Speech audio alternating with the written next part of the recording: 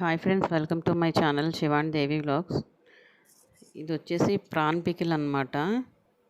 Prawns ముందు salt పసుపు వేసి నానబెట్టుకోవాలి. ఒక హాఫ్ అన్ అవర్ నానబెట్టుకొని అలా ఆయిల్లో ఫ్రై చేసుకోవాలి ముందు. అంటే మరీ డీప్ ఫ్రై కాదు. డీప్ ఫ్రై చేస్తే పీస్ గట్టిగా వచ్చేస్తుంది. కొంచెం ఒక 10% ఇంకా అయిపోతే డీప్ ఫ్రై అవుతుందనగా తీసేయాలి.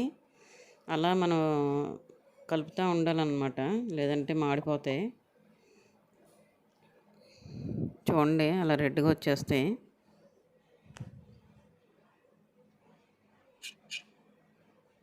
దీనికి మసాలా ప్రిపేర్ చేసుకోవాలి. ధనియాలు, జీలకర్ర, లవంగాలు, యాలకులు, చెక్క వేసాను. అవి కొంచెం దోరగా ఫ్రై చేసేసుకొని పౌడర్ చేసేసుకోవాలి. అల్లం వెల్లుల్లి పేస్ట్, ఈ మసాలా పౌడర్ మనం ఫ్రెష్గా వేసుకోవాలి. పికిల్స్కి, నాన్ వెజ్ పికిల్స్కి ఎప్పుడైనా కానీ. చూడండి, ప్రాన్స్ ఆల్మోస్ట్ ఫ్రై అయిపోయాయి. అది అలా రావాలన్నమాట టెక్స్చర్. అలా వచ్చిన తర్వాత తీసేసుకోవచ్చు. ఒక బౌల్లో తీసాను, చూడండి అలా రావాలి. మరీ డీప్ ఫ్రై చేయకండి, గట్టిగా అయిపోద్ది. సరే, సేమ్ మళ్ళీ అదే ఆయిల్ తీసుకున్నాను. అందులో అల్లం వెల్లుల్లి పేస్ట్ వేయాలి, ముందు ఫ్రై చేసుకోవాలి.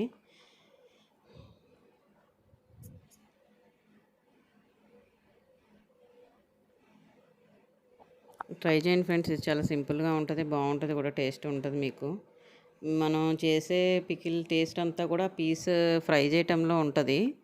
కొంచెం గట్టిగా కాకుండా చూసుకోండి. ఎందుకు ఇంత స్ట్రెస్ చేస్తున్నానంటే, గట్టిగా ఉంటే మరీ నవలలేము అవి, అందుకని అనమాట.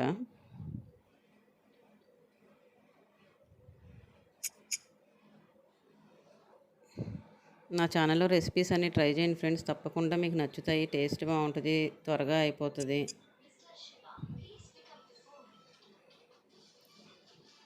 మసాలా అంతా ఫ్రై అయిపోవాలి.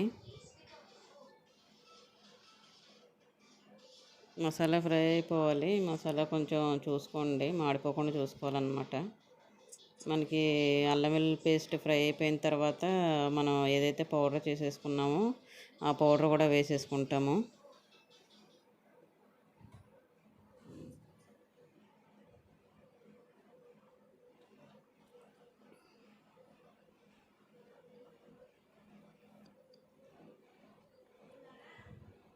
అలా కలుపుతూ ఉండాలి, మొత్తం ఫ్రై అయిపోయేటట్టు.